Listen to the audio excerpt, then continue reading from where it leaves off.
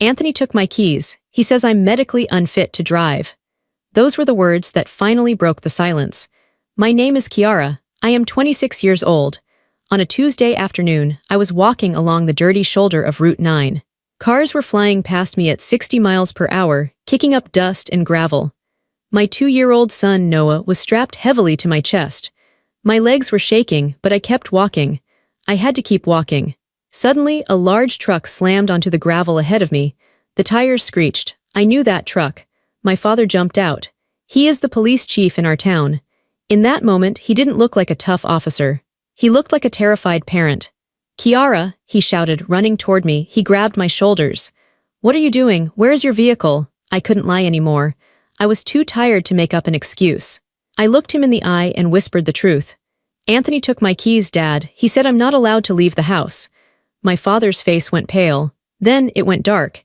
He realized this wasn't a car problem. This was a siege. But before I tell you how everything flipped, like and subscribe, drop a comment. Where are you watching from? Hi, my name is Kiara. I'm 26 years old, and I live in the United States.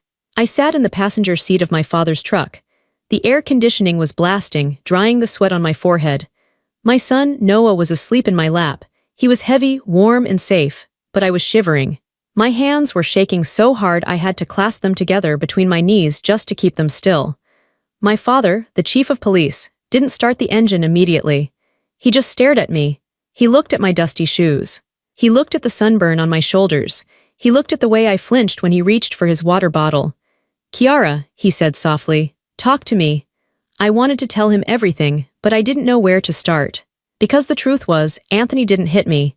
He didn't scream at me. If he had hit me, I would have left sooner. If he had screamed, I would have known it was abuse. But Anthony was smart. He was quiet. And his mother, Susan, was even smarter. It started so slowly that I didn't even feel it happening. It was like the temperature in a room dropping 1 degree at a time. You don't notice you're freezing until your teeth are chattering. I looked out the window at the cornfields passing by Route 9 and my mind went back 2 years. That was when it began. It started when I was pregnant with Noah. I was tired all the time. My ankles were swollen. I was working part-time at a library, a job I loved. I loved the smell of the books. I loved talking to the regulars. It was my own money, my own world. One night, Anthony came home with takeout. He set the table. He lit a candle. He looked so caring, so perfect. "Babe," he said, pouring me a glass of water, "I've been thinking, you look exhausted. The doctor said your blood pressure is up." "I'm okay," I said. "Just pregnancy tired." "I don't want you to be just okay," he said. He took my hand across the table. His grip was warm. "I want you to be safe. My mom and I were talking. We think you should quit the library. Just until the baby comes, you need to rest." "But I like the library," I said, "and I like the extra money." "We don't need the money," Anthony said. "I got that raise, and my mom said she'd come over more to help with the house. You shouldn't be on your feet. Please, Kiara, do it for the baby." That was the first key. Do it for the baby. So I quit. I thought I was being a good mother. I thought I was lucky to have a husband who wanted me to rest. Then Susan started coming over. At first it was once a week. Then it was 3 times a week. Then it was every day. She didn't knock. She had a key. Anthony gave it to her without asking me. I just gave Mom a key for emergencies. He had told me casually one morning while brushing his teeth. "In case you go into labor and I'm at work." It made sense. Everything they did always made sense. But then Susan started changing things. I would come into the kitchen and find my spices rearranged. I would find my laundry folded but put in the wrong drawers. "I'm just helping," she would say with a tight smile. "You're so big now, Kiara, you shouldn't be bending down." After Noah was born, the fog got thicker. I was sleep-deprived. I was emotional. I was trying to figure out breastfeeding and sleeping schedules. One afternoon, about 3 months after Noah was born, I couldn't find my debit card. I looked everywhere. I looked in my purse, on the counter, in the diaper bag. I called Anthony at work, panicked. "Anthony, I can't find my card. I need to go buy diapers." "Oh," he said, his voice calm. "I have it, honey. You have it? Why? I noticed you were spending a lot on random things at Target," he said. "You're stressed, you're not sleeping. Mom said she saw packages arriving every day. I think it's better if I manage the finances for a while, just until your hormones settle down." Just until your hormones settle down. I felt a flash of anger. "I'm not crazy, Anthony. I just bought onesies." I know, babe, I know, but we need to save for Noah's college. I'm just trying to protect our future. If you need anything, just ask me, or ask Mom. She can pick it up for you. I argued, I cried. But he didn't budge. He just kept saying he was doing it for me. He made me feel guilty for wanting control over my own money. He made me feel like a brat, so I stopped asking. Then it was the car. I had a Honda CR-V. It was mine. I bought it before we got married. It was my freedom. 6 months ago, I got a flat tire. It was a simple flat. I called Anthony. He came and changed it. But the next morning, the keys were gone. Where are my keys? I asked. The car needs work, Anthony said. The axle looked bent. It's not safe to drive with Noah in the back. Okay, I said. When will it be fixed? I'm waiting on parts, he said. A week went by, then a month, then 3 months. Every time I asked, there was a new excuse. The mechanic was backed up. The part was on backorder. It was too expensive right now. Why do you need to drive anyway? Susan asked me one day while she was folding my underwear in my bedroom. You have everything here. Anthony brings the groceries. I bring the diapers. Where do you need to go? I just want to leave the house, I said. That sounds like postpartum depression, Susan said, shaking her head. You're restless. You should talk to the doctor about that. Anthony says you've been acting erratic. Erratic. That was their favorite word. If I cried because I was lonely, I was erratic. If I got mad because Susan threw away my favorite shirt, I was erratic. If I wanted to see my friends, I was erratic. My friends stopped calling. Anthony told them I was overwhelmed and needed space. He told them I wasn't up for visitors. They don't understand what it's like to be a mother, he told me. They're single, they're jealous of your life. They just want to drag you down. You don't need that negativity. So I stopped texting them back. Eventually, my phone stopped buzzing. The final straw was the phone itself. 2 weeks ago, Anthony put a tracking app on it. It's for safety, he said, in case you get lost walking with the stroller. But it wasn't just tracking. He could see my texts. He could see my search history. I stopped looking up divorce lawyers. I stopped looking up emotional abuse. I was afraid he would see it. I was trapped in a beautiful house with a full fridge and a husband who claimed to love me, but I was dying inside. I was a ghost in my own life. Sitting in my dad's truck, looking at the dashboard, I realized how small my world had become. It had shrunk down to the 4 walls of that house. Anthony didn't hit me. He just took away my job, my money, my car, my friends, and my privacy. He took away my voice. He convinced me I was sick. He convinced me I was weak. He convinced me I couldn't survive without him. But today, when I asked for the keys to go to the park, and he laughed and put them in his pocket, something inside me snapped. I didn't argue. I didn't cry. I just waited until he went to the bathroom. I strapped Noah to my chest. I opened the front door, and I started walking. I walked 5 miles before my dad found me. It wasn't one big fight, Dad, I whispered, staring at my hands. It was 1,000 little things. They took pieces of me until there was nothing left. My father sat there in silence for a long time. The only sound was the hum of the engine and the soft breathing of my son. My dad has been a cop for 30 years. He has seen everything. He has seen accidents, robberies, fights. He is a man of action. He likes clear problems with clear solutions. But this was messy. This was family. He turned his body toward me. The leather of the seat creaked. Kiara, he said, his voice very low. I need you to answer some questions, and I need you to be completely honest. Don't protect him. Don't think about his feelings. Just answer me. I nodded. Does he control your access to money? Yes, I said. I don't have a card. I don't have cash. If I need milk, I have to ask him or Susan. Dad's jaw tightened. A small muscle in his cheek jumped. Does he monitor your communication, your phone, your email? Yes, he has my passwords. He checks my texts every night. He says it's for transparency. Does he prevent you from leaving the house? The car, I said.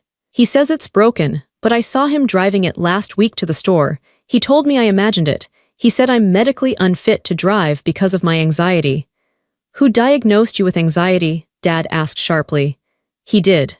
And Susan, they said I'm unstable. Dad hit the steering wheel. It was a sharp, hard smack.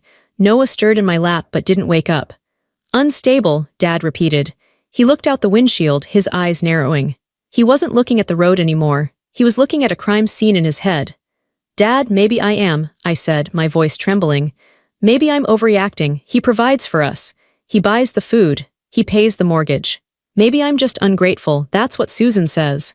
Dad turned to me, his eyes were fierce. Kiara, listen to me closely. This is not marriage, this is not protection. He pointed a finger at the dashboard. In my line of work, we have a name for this. When someone cuts off your resources, isolates you from your support system, monitors your movements, and gaslights you into thinking you're crazy, that is not love. He took a deep breath. That is a siege. The word hung in the air, siege, like a castle surrounded by enemies, starved until it surrenders. They isolated you, Dad said, his voice rising slightly. They cut the lines. They controlled the movement. They took the vehicle. They took the money. This wasn't help, Kiara, it was entrapment. I felt tears pricking my eyes. I thought I was going crazy, Dad, I really did. You're not crazy, he said firmly. You're exhausted, you're beaten down. There is a difference. He put the truck into gear, the engine roared. We're not going to my house yet, he said. My stomach dropped. What, where are we going? We are going back, he said. Panic shot through me. My heart started hammering against my ribs. No, Dad, no, I can't go back there, please, Anthony will be so mad. Susan is there, they'll talk me out of it. They always talk me out of it. They'll say I'm having a breakdown. They'll take Noah. They are not taking my grandson, Dad said. His voice was cold steel. And they are not talking you out of anything. He pulled the truck onto the road and made a sharp U-turn. The tires crunched on the gravel. We were heading back toward the house. Back toward the prison. I need you to be brave for 1 hour, Kiara, Dad said. We are going there to get your things. We are going to get your documents. We are going to get the diaper bag. And we are going to get your keys. He won't give them to me, I said. He says they're lost. He'll give them to me, Dad said. I looked at my father. He wasn't just my dad right now. He was the chief. He sat straighter. His hands were steady on the wheel. This ends today, he said. You are 26 years old. You are a free citizen. Nobody has the right to lock you in a house. Not a husband. Not a mother-in-law. Nobody. As we drove closer to the house, the dread filled my chest like black water. I knew the script. I knew exactly what they would say. Anthony would look concerned. Susan would look pitying. They would treat me like a hysterical child. Dad, I said, be careful, they lie so well. I know liars, Dad said. I interview them every day. We turned onto my street. The neighborhood looked perfect. Green lawns, white fences, sprinklers hissing in the afternoon sun. It looked like the American dream. But as we pulled into the driveway, I saw the truth. It wasn't a home. It was a stage set. And I was the prop they wanted to keep on the shelf. Anthony's car was in the driveway. Susan's car was right behind it. Dad put the truck in park. He turned off the engine. Do not let them separate us, Dad said. Stay by my side. If they try to take Noah, you step behind me, understand? Yes, I whispered. Dad unbuckled his seatbelt. He looked at me one last time before opening the door. Let's go get your life back. Walking up the driveway felt like walking into a lion's den. My legs felt heavy, like I was wading through mud. I clutched Noah so tight he grunted in his sleep. Dad walked slightly ahead of me. He didn't walk like a guest. He walked like he was serving a warrant. The front door opened before we even reached the steps. Anthony was standing there. He was wearing a polo shirt and khaki shorts. He looked handsome. He looked calm. He looked annoyed, but in a patient way, like a parent dealing with a toddler. Susan was behind him. She was holding a glass of white wine. It was 2 p.m. on a Tuesday. She looked effortless. Kiara, Anthony sighed. He shook his head. We were so worried, I was about to call the police. I brought the police, Dad said. He stepped up onto the porch. He didn't smile. He didn't offer to shake hands. Anthony blinked. He looked at Dad, then at me. Chief, Anthony said, using my dad's title but with a hint of sarcasm. I'm sorry you had to be dragged into this. Kiara is having a day. She stormed out. It's the hormones again. We're trying to get her back on her medication. I'm not on medication, I said from behind Dad. My voice was small, but I said it.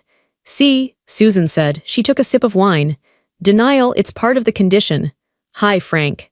Would you like some iced tea? We're just trying to calm everyone down. I don't want tea, Susan, Dad said. I want Kiara's keys. The air on the porch went still. Anthony chuckled nervously. Her keys. Frank, look, the car isn't safe. I told her that, I'm protecting her. The axle, where is the car? Dad asked. He looked around the driveway. I don't see her Honda. It's at the shop, Anthony said quickly. Jerry's auto. Down on Main. Really? Dad said. Because I passed Jerry's on the way here. The lot was empty. Anthony paused. He licked his lips. Well, maybe he moved it to the back. Look, this is a marriage matter. We appreciate your concern, but Kiara is my wife. I know what's best for her. She's an adult, Dad said. She wants to leave. She needs her keys to leave. If the car is at the shop, give her the receipt. Give her the claim ticket. Give her the house keys so she can come and go. She can't handle the responsibility right now, Susan chimed in. Her voice was syrupy sweet. Frank, look at her. She's dirty. She's sweaty. She walked on the highway with a baby. Does that look like a sane person to you? We took the keys for her own safety. Just like we manage the bills, she gets confused. I'm not confused, I yelled. It surprised me. It surprised them. I walked on the highway because I had no choice, I said, my voice shaking. You trapped me here. You tracked my phone. You took my money. Anthony stepped forward, reaching for my arm. Kiara, stop yelling. You're scaring Noah. Give me the baby. You're hysterical. Dad's arm shot out. It was a fast, hard barrier between Anthony and me. Don't touch her, Dad said. His voice dropped an octave. It was the voice he used when a suspect was about to run. This is my house, Anthony said, his face reddening. And that is my son. You can't just come here and dictate things. Actually, I can, Dad said. Because what I'm hearing isn't a marriage dispute. What I'm hearing is coercive control. I'm hearing unlawful restraint. That's ridiculous, Susan laughed. We're family. Where are her keys? Dad asked again. He spaced the words out. Where are her keys? Anthony crossed his arms. He leaned back against the doorframe.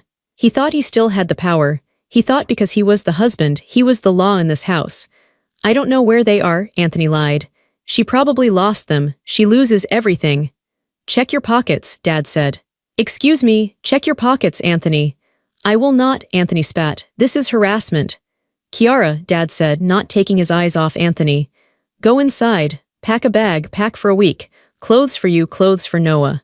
Get your documents, birth certificates, social security cards, passport. I don't know where they are, I said. Susan keeps them in the safe. Dad looked at Susan. Open the safe, he said. I forgot the combination, Susan said, looking at her nails. Dad pulled out his phone. Okay, he said calmly. Then I'll call a unit. We can do this as a civil standby. I'll have 2 officers here in 10 minutes to supervise her retrieving her property. And if you refuse to hand over her identification documents, that's theft. We can file a report right here on the porch. Your neighbors will love the flashing lights. Susan's smile faltered. She cared about appearances more than anything. The idea of police cars in her driveway, in front of the homeowners association president next door, terrified her. Fine, she hissed. You're being so dramatic, Frank. She turned and walked into the house. Go with her, Kiara, Dad said. Get your things, I'll stay here with Anthony. I stepped past Anthony. He glared at me. His eyes were full of hate. It was the first time he let the mask slip completely. He looked at me like I was a rebellious servant, not a wife. You'll regret this, he whispered as I passed him. You'll be back. You can't survive out there. I didn't answer. I walked into the house. It smelled like lavender and bleach. It smelled like the place where I had slowly disappeared. I went to the bedroom. I grabbed a duffel bag. I threw in Noah's diapers, his wipes, his favorite bear. I threw in jeans for me, t-shirts, underwear. I didn't fold anything. I just shoved it in. I went to the study. Susan was unlocking the safe. She threw my passport and Noah's birth certificate onto the desk. Ungrateful, she muttered. We did everything for you. We gave you a beautiful life, and you throw it away because you're selfish. I grabbed the papers. My hands were shaking, but I held them tight. I didn't want a beautiful life, I said to her back. I wanted my life. I ran back to the front door. Dad was still standing there, a wall between Anthony and the world.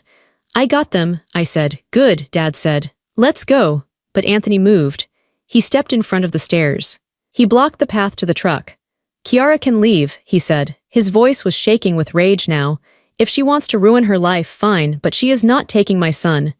The air grew heavy. The birds stopped singing. It felt like the world had frozen. He is my son, Anthony said. I am his father. I do not consent to him leaving this property. He looked at me. Put him down, Kiara. Give him to my mother. You can go play victim at your dad's house, but Noah stays here where he's safe. I held Noah tighter. He was waking up now, lifting his head, looking around with sleepy eyes. No, I said. Give him to me. Anthony stepped forward, his hand reaching out. Dad moved faster than I thought a man of his age could move. He stepped right into Anthony's space. He didn't touch him, but he was close enough that Anthony had to step back. Back off, Dad said. It wasn't a request. "This is kidnapping," Susan shrieked from the doorway. She had her phone out. "I'm recording this. You're kidnapping my grandson. Frank, you can't do this." Anthony pointed a finger at Dad's chest. "She is mentally unstable. If you let her take him, I will sue you. I will have your badge. I will tell the court you aided a kidnapping." My heart was pounding so hard I thought I might faint. The legal threats terrified me. Anthony always sounded so sure, so knowledgeable. He made me feel like I was always breaking rules I didn't understand. "Dad," I whispered. Can I take him? Is it legal?" Dad didn't look at me. He kept his eyes locked on Anthony. "Are you divorced, Anthony?" Dad asked. "What? No. Is there a custody order signed by a judge?" "No, but is there a court mandate restricting her access to the child?" "She's unfit." That's not what I asked," Dad barked. "Is there a signed court order?" "No," Anthony yelled. "Then both parents have equal rights," Dad said calmly. "She has just as much right to take him as you have to keep him. It is not kidnapping for a mother to take her child out of a dangerous environment." "Dangerous?" Anthony laughed. "Look at this house, it's perfect. She's the danger." Dad lowered his voice. It became deadly quiet. "Let's talk about danger, Anthony. Let's talk about the law." Dad held up one finger. "Withholding her keys to prevent her from leaving, that is unlawful restraint. In this state, it's a Class A misdemeanor." He held up a second finger. "Blocking her movement, preventing her from walking out that gate, that is false imprisonment." He held up a third finger. "You lied to a police officer about the location of her vehicle. You said it was at a shop that I know is empty. Obstruction of justice." He took a step closer to Anthony. "And if you put one hand on her to try and physically take that child from her arms, I will arrest you for domestic assault right here on your own front lawn. And I will make sure you spend the night in a cell with men who don't like men who bully women." Anthony's face went white. His confidence cracked. He looked at Susan, but she had lowered her phone. She looked scared. They were bullies. And bullies only understand strength. They thought they could use words and rules to trap me. They didn't realize that my father knew the rules better than they did. "You're bluffing," Anthony whispered, but his voice was weak. "Try me," Dad said. "Touch her, see what happens." Anthony looked at his hands. He looked at me. For a second I saw him calculate. He realized he had lost control. The game was over. He stepped aside. It wasn't a big movement, just one step to the left. But it was a surrender. "Fine," Anthony spat. "Go leave, but this isn't over. I'll get a lawyer. I'll take everything. You'll be begging on the street, Kiara. You'll be back crawling to me in a week." "Don't listen," Dad said to me. "Walk." Now, I hurried down the steps. I walked past Anthony. I could smell his cologne. It used to smell like safety. Now it smelled like a trap. I walked to the truck. I opened the door and put Noah in his car seat. My hands were shaking so badly it took me 3 tries to click the buckle. "Mama," Noah said. "It's okay, baby," I said. "We're going for a ride." I climbed into the passenger seat and locked the door. Dad backed down the driveway. He didn't look at Anthony. He didn't look at Susan. He just drove. As we pulled away, I looked in the side mirror.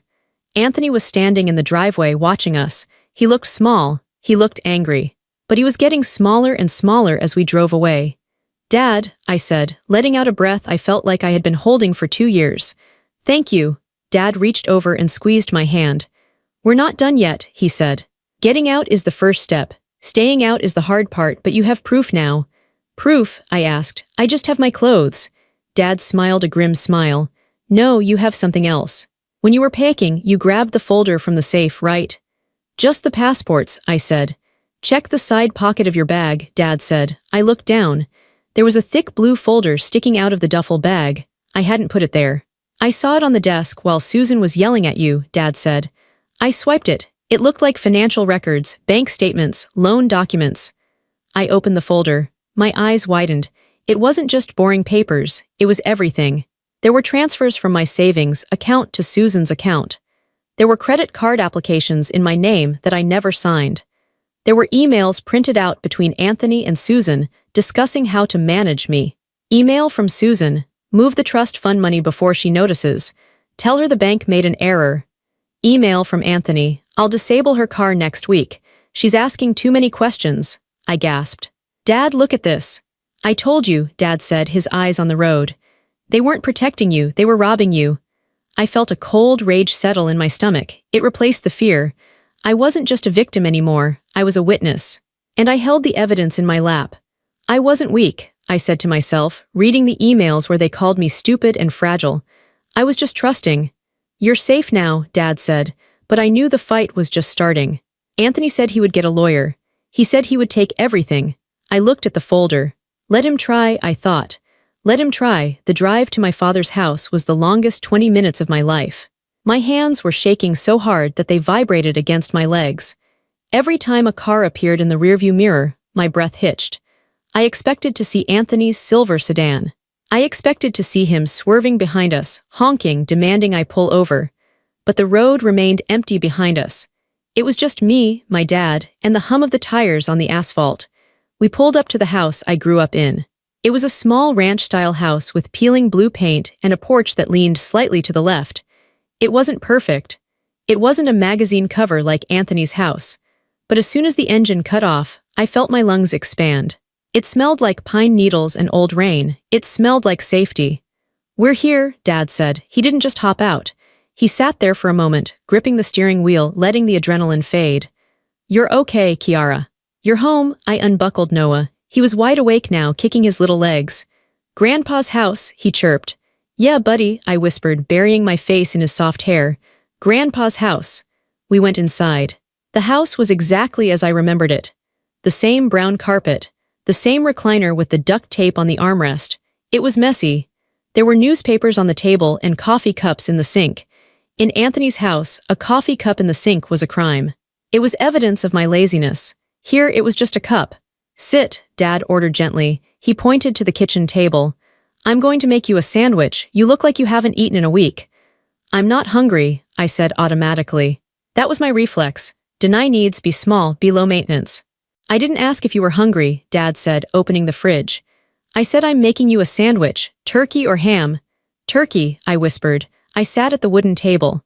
The blue folder, the one Dad had swiped from the safe, sat in the middle of the table like a bomb. I stared at it.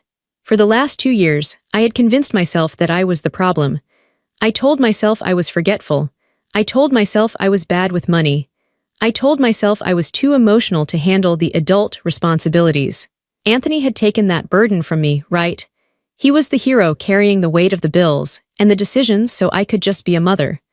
But looking at that folder, a cold, hard feeling started to rise in my chest. I wasn't just a mother. I was a woman who used to manage a library budget. I was a woman who got straight A's in college. I was a woman who had lived on her own for 3 years before I met Anthony. I wasn't stupid. I had been made stupid. I reached out and opened the folder. Dad placed a plate in front of me, a turkey sandwich cut into triangles, just like he used to do when I was 10. He sat down opposite me with a glass of water. Eat, he said, and read. I took a bite of the sandwich. It tasted like ash in my mouth, but I swallowed it. Then I pulled out the first paper. It was a bank transfer receipt, dated 6 months ago. Transfer. $4,500 from Kiara's personal savings to Susan Miller. I blinked. $4,500. That was the money I had saved from my library job. That was my emergency fund. I remembered that day. I had asked Anthony if we could buy a new crib for Noah because the old one was wobbly. He had sighed and said, "Babe, money is really tight right now. We have to be careful. Maybe next month." Money was tight. He had just sent my entire savings to his mother. I flipped to the next page. It was an email printout. Anthony must have printed it for his records. He was meticulous like that. He kept files on everything. From Susan to Anthony's subject, the car issue. She's asking about the Honda again. You need to handle it. If she has the car, she'll start going to those mommy groups again. Those women put ideas in her head. Tell her the transmission is shot. I'll call Jerry and have him fake an invoice if you need it. Just keep her home. She's safer there. I felt sick, physically sick.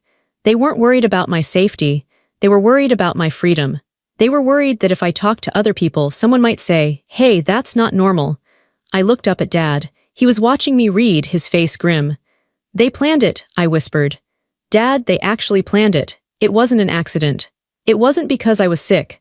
"No," Dad said. "It was a strategy." I kept reading. There were texts. "Anthony, she's crying again, wants to know why she can't have her debit card. Susan, tell her she overdrank the account last month. Make her feel guilty. If she feels guilty, she stops asking." I remembered that conversation. I had spent 3 days apologizing to Anthony for spending too much on groceries. I had cried in his lap, promising to be better. He had stroked my hair and told me he forgave me. He forgave me, for a mistake I never made. The anger hit me then. It wasn't a flash of fire. It was a slow, heavy burn. It started in my stomach and moved up to my throat. I stood up, I paced around the small kitchen. I thought I was crazy, I said. My voice was getting louder. I thought I was losing my mind. I used to lie in bed awake at night wondering what was wrong with me. I thought I had early onset dementia or something. I couldn't remember spending the money. I couldn't remember breaking the car. I slammed my hand down on the table. Noah jumped in his high chair, but he didn't cry. He just watched me. I didn't do any of it, I shouted. They did it to me. Dad didn't tell me to calm down, he nodded. Let it out, Kiara, get angry. Anger is better than fear. Anger gets things done. I grabbed the papers and spread them out on the table. Look at this, Dad, I said, pointing to a credit card statement.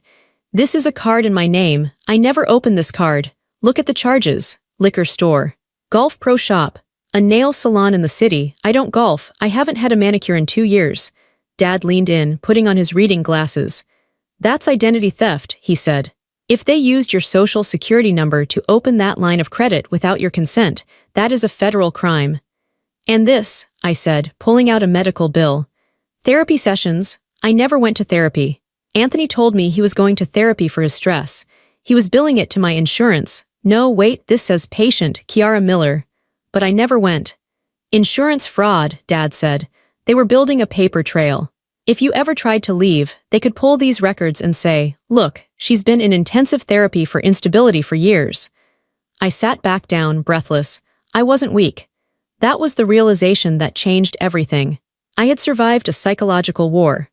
I had raised a toddler while being gaslit every single day. I had managed to keep my son fed, clothed, and loved while my own husband was systematically deleting my identity. I looked at the folder. It wasn't just proof of their crimes, it was proof of my sanity. I'm not the victim anymore, I said to Dad. I'm the prosecutor, Dad smiled. It was a sharp, dangerous smile. That's my girl. Now keep reading, because I have a feeling it gets worse. And it did. The afternoon sun was fading, casting long shadows across the kitchen table. The pile of papers was messy, but the picture they painted was crystal clear. We had found the small thefts, the grocery money, the credit card charges, the lies about my mental health. But then I found the envelope at the very back of the folder. It was sealed. It had "Do Not Open" written on it in Anthony's handwriting. If I was the old Kiara, the Kiara from yesterday, I would have put it back. I would have been too afraid to disobey a direct order written in Sharpie. But the old Kiara was gone. She was left on the side of Route 9. I ripped the envelope open. Inside were 3 documents. The first was a bill of sale. Item, 2018 Honda CR-V. Seller, Anthony Miller, power of attorney. Buyer, CarMax. Date, 4 months ago. Sale price, $18,500. My mouth fell open. He sold it, I gasped. Dad, he sold my car. He told me it was in the shop waiting for a transmission part. He told me that every single week for 4 months. Just waiting on the part, babe. Supply chain issues, babe. I looked at the date. 4 months ago, the day after I got the flat tire. He didn't even fix the flat. He just sold the whole car. Power of attorney? Dad asked, looking at the document. Did you sign a power of attorney? No, I said. Never. Dad took the paper. He squinted at the signature at the bottom. It was my name. Kiara Miller, but the loop on the K was wrong. I make my K's sharp. This one was round and bubbly. Susan, I said. That's Susan's handwriting. She forged my signature. Grand theft auto, Dad said, his voice flat. And forgery, that's 2 felonies right there. My car wasn't broken. It was gone. Someone else was driving it right now. They had taken my freedom, sold it for $18,000 and put the money where? I grabbed the second document. It was a bank statement for an account I didn't recognize. Account holder, Susan Miller. Deposit, $18,500 CarMax. Payment, $5,000 Chase credit card. Payment, $3,000 Royal Caribbean Cruise Line. Payment, $1,200 Wine Club. They went on a cruise, I whispered. Dad, remember when they went to the Bahamas last month? They said it was a business trip for Anthony. They said his company paid for it. They paid for it with my car. I felt tears burning my eyes, but they weren't tears of sadness. They were tears of pure shock. The level of entitlement was staggering. They looked at me and saw an ATM. They saw a resource to be harvested. Keep going, Dad said. What's the third paper? The third paper was thicker. It looked official. It had a legal seal on the top. Beneficiary Trust Adjustment Form. Account the Eleanor Davis Trust. My heart stopped. Eleanor Davis was my grandmother. She died 5 years ago. She wasn't rich, but she had saved every penny she earned as a nurse. She left me a trust fund. It wasn't millions, but it was significant. It was supposed to be $40,000. It was meant for a down payment on a house one day, or for Noah's college. I had never touched it. I wanted it to grow. I read the document. Request for full liquidation. Reason, medical emergency/hardship. Amount withdrawn, $41,200 closing balance. Deposit to joint checking Anthony and Kiara Miller. I scrambled for the joint checking statement in the pile. I found it. There was the deposit, $41,200, and the very next day a transfer out, $40,000 to Miller Investment LLC. What is Miller Investment LLC? I asked Dad. I don't know, Dad said, but I can guess who owns it. He pulled out his phone and opened a browser. He typed in the Secretary of State's business search. Here it is, Dad said. Miller Investment LLC. Registered agent Anthony Miller, address his house. He stole Grandma's money, I said. My voice broke. That money was love. That money was my grandmother's tired feet after double shifts. That money was her legacy to me, and Anthony had taken it to play businessman. And look at the reason, Dad pointed out. Medical emergency. What emergency? There wasn't one, I yelled. He lied to the bank, Dad said. Wire fraud, bank fraud. I sat back, feeling heavy. The betrayal was so complete. It wasn't just that he was controlling. It was that he was a criminal. He had stripped me of everything. My car, my savings, my inheritance. If I had stayed another year, I would have been destitute. I would have been 40 years old with zero credit, zero assets, and zero history. I would have been completely trapped. I owe $40,000 somewhere, I realized suddenly. Dad, if he took the money, did he pay the taxes? Did he wait? I shuffled the papers again. I found one last document stuck to the back of the trust fund paper. It was a loan application. Lender, Quick Cash Online. Borrower, Kiara Miller. Amount, $40,000. Interest rate, 18%. My hands went cold. He didn't just take the money, I said. He took out a loan in my name too. A high-interest loan, $40,000. Why would he do that if he already stole the trust fund? Dad looked at the dates. He stole the trust fund a year ago, Dad said. He probably spent it, bad investments, gambling, who knows. Then he needed more money, so he took out a loan in your name to cover his tracks or to pay off his own debts. I'm in debt, I said. I'm 26 and I'm $40,000 in debt to a loan shark company, and I don't have a car and I don't have a job. I put my head in my hands. The weight of it was crushing. Dad, how do I fix this? My credit is ruined. I can't rent an apartment. I can't get a car loan. They destroyed me. Dad reached across the table and pulled my hands away from my face. They didn't destroy you, he said sternly. They tried to bury you. But they forgot one thing. What? They forgot that you are a fighter, and they forgot that your father is the police chief. He stood up and walked to the wall phone, the old landline he still kept. What are you doing? I asked. I'm calling the district attorney, Dad said. I'm not calling as a father. I'm calling as an officer who has just uncovered a massive fraud ring operating out of 124 Oak Street. He dialed the number. But Dad, I said, Anthony is coming. He said he would come. Good, Dad said. Let him come. I want him to see the handcuffs. Just then, my cell phone buzzed. It was the first time it had buzzed in weeks because Anthony usually kept it. I had grabbed it from the counter when I ran. I looked at the screen. Incoming call, Anthony. I stared at it. The name used to make me smile, then it used to make me nervous. Now it just made me sick. Answer it, Dad said. Put it on speaker. I pressed the green button. Kiara, Anthony's voice filled the kitchen. He sounded different. He wasn't using his soft, manipulative voice. He sounded panicked. I'm here, I said. You made a big mistake, Anthony said. You took a folder from my office. That's theft, Kiara. That's my property. It contains sensitive business information. It contains my bank statements, I said, and my trust fund records. There was a silence on the line. A long, heavy silence. You don't understand what you're looking at, Anthony said quickly. Those are drafts, hypothetical plans. I was moving money around to maximize interest rates for us. For our future. You sold my car to CarMax, I said. Is that a hypothetical plan because I'm pretty sure CarMax has the title? I did that for you, Anthony screamed. He lost his cool. The car was unsafe. I was going to buy you a Volvo, a safer car. I was waiting for the right deal. You spent the money on a cruise with your mother, I said. You ungrateful little. Stop, Susan's voice came on the line. She must have been listening. Kiara, darling. Listen to me. You're confused. You're having an episode. Bring the folder back. We can sit down and have wine and talk this over. We love you. We just want to help you understand the finances. You're not good with numbers, remember? I'm good with numbers, I said. I'm looking at the numbers right now, and the numbers say you are thieves. We are coming over, Anthony said. His voice was low and threatening. We are coming to get Noah. And we are coming to get that folder. If you don't give it to us, I'm calling the police and reporting you for domestic theft. Come on over, Dad shouted from the other side of the kitchen. The coffee is on. Anthony hung up. I looked at Dad. They're coming. Let's get ready, Dad said. The sun had gone down. Outside, the crickets were chirping, oblivious to the war that was about to happen in my father's living room.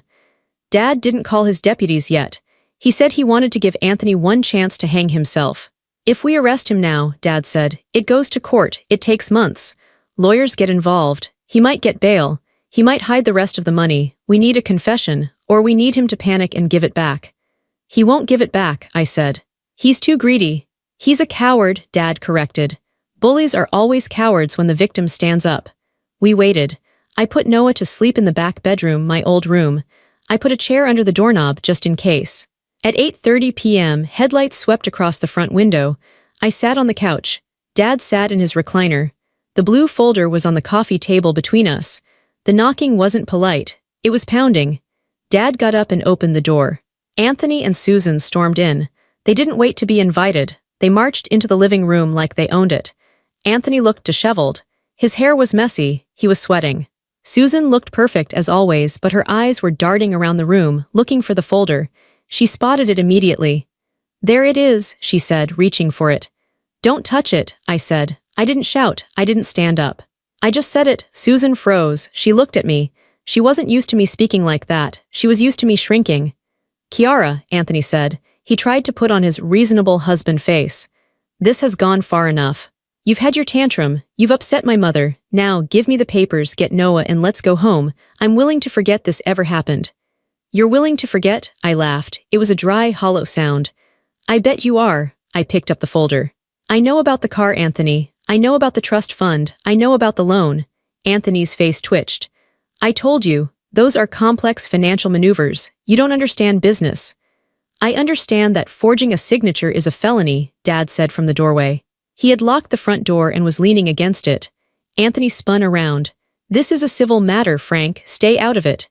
It's a criminal matter, Dad said. I made some calls while you were driving over. I called Jerry at the auto shop. He said he never saw a Honda CR-V. I called the bank manager at the local branch.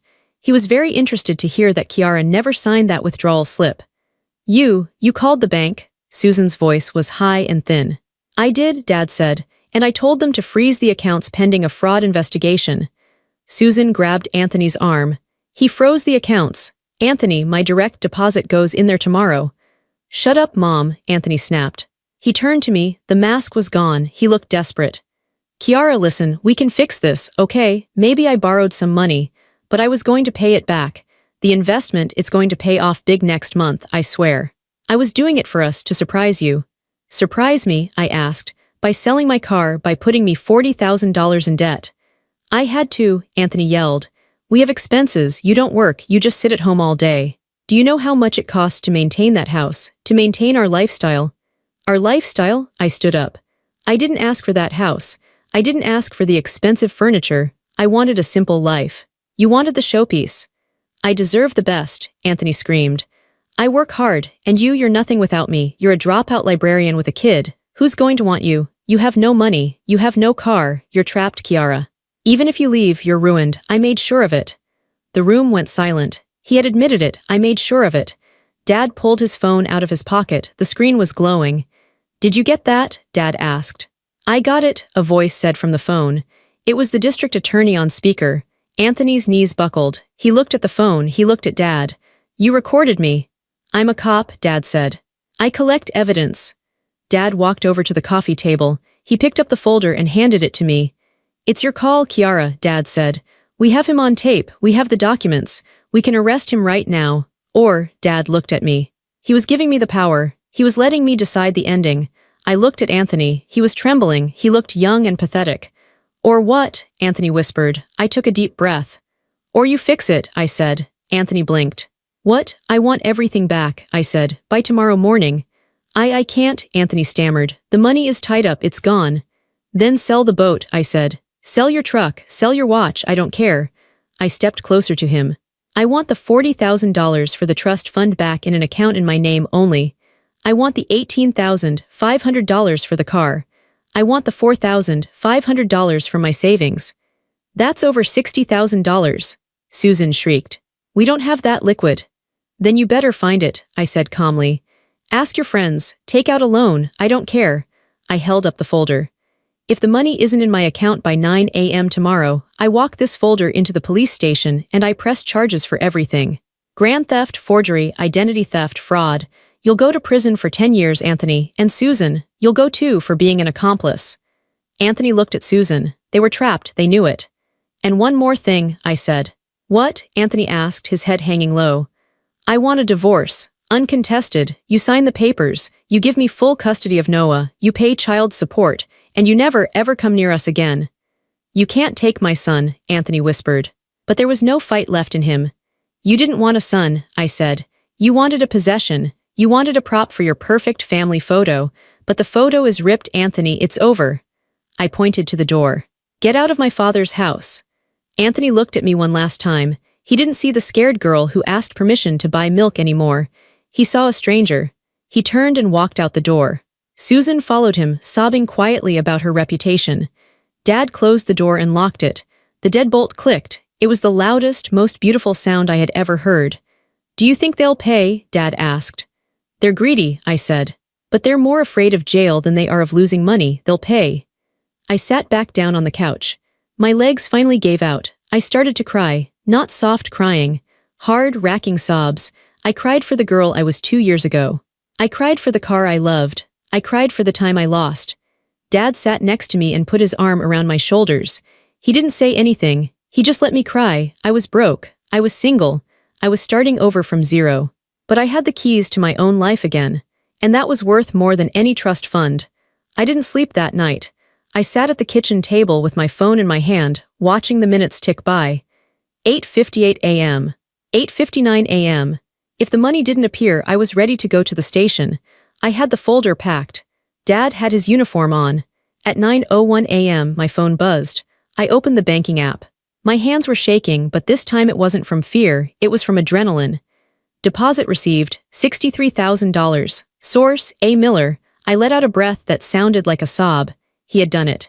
I didn't know how. Maybe he sold the boat. Maybe he borrowed from his rich friends. Maybe Susan emptied her retirement account. I didn't care. I immediately transferred every cent into a new account I had opened that morning online, an account with only my name on it. Then I paid the loan shark. Click, $40,000 gone. The debt that had been hanging over my head like a guillotine was vanished. I paid off the credit card Susan had used. Click, $5,000 gone. I was left with about $18,000. It wasn't a fortune. It wasn't the comfortable life I had left behind. But it was clean money. It was mine. 2 days later, Anthony signed the divorce papers. He didn't argue. He didn't fight for custody. He was too terrified that I would change my mind and go to the district attorney. He signed away his rights to Noah in exchange for his freedom. He chose himself. He always chose himself. A month later, I stood in the middle of a living room. It was tiny. The carpet was beige and a little worn. The window looked out onto a parking lot, not a manicured garden. It's small, the landlord said, scratching his chin. And the radiator clanks in the winter. I'll take it, I said. Don't you want to check the water pressure? Does the door lock? I asked. He nodded. Deadbolt and chain. Then I'll take it. Moving in was strange. I had no furniture. Dad gave me an old mattress. I bought a second-hand crib for Noah. We ate pizza on the floor for the first week. But the silence was different here. In Anthony's house, the silence was heavy. It was a silence where you were waiting to be criticized. Here, the silence was peaceful. It was just me and my son. I remember the first time I went grocery shopping alone. I walked into the store with my own debit card in my pocket. I bought milk, I bought bread, and then I saw a box of chocolate-covered almonds. Anthony hated almonds. He said they were a waste of money. I grabbed the box and threw it in the cart. When I got to the register, my heart started pounding. I had a flashback. I expected the card to be declined. I expected a text from Anthony asking what I was buying. I swiped the card. Approved. I walked out to the parking lot. I didn't have a car yet. I was saving for a used sedan, so I walked to the bus stop. It was raining. I was carrying 3 bags of groceries and a toddler. I was wet, tired, and waiting for a public bus. A woman next to me looked at me with pity. "Rough day?" she asked. I looked at her. Rainwater was dripping off my nose. My arms ached. "No," I smiled. "This is the best day of my life." She looked confused, but I didn't explain. She couldn't understand. I wasn't just waiting for a bus. I was standing on my own 2 feet. Susan disappeared. Rumor in town was that she moved to Florida to live with her sister because the scandal was too much. The neighbors talked. Small towns always talk. They whispered that Anthony's business was struggling, that he had sold his big truck. I didn't care. I didn't ask. I blocked their numbers. I blocked their emails. I got my job back at the library. The head librarian, Mrs. Gable, hugged me when I walked in. "We missed you, Kiara," she said. "We thought you just didn't like us anymore." "I was lost," I said simply, "but I found my way back. Every paycheck I earned, I kept. Every decision I made, I owned. If the dishes were dirty, it was because I was tired, not because I was lazy. If the bills were late, it was my mistake to fix. I was rebuilding my credit score, point by point. It was slow work. It was hard work. But every point was a brick in a wall that Anthony could never knock down again. Tonight, I just put Noah to bed. He's 3 now. He doesn't ask about his father anymore. He remembers a man who was always on his phone, a man who didn't like noise. Now, he has a grandfather who plays trucks with him on the floor until his knees crack. I am sitting on my second-hand balcony, which is really just a fire escape, drinking a cup of tea.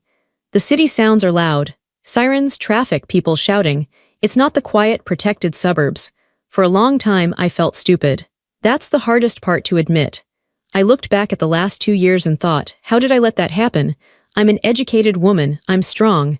How did I let them take my keys? How did I let them take my mind? But I realized something important. Abuse doesn't always look like a bruised eye. It doesn't always sound like a scream. Sometimes, abuse looks like help.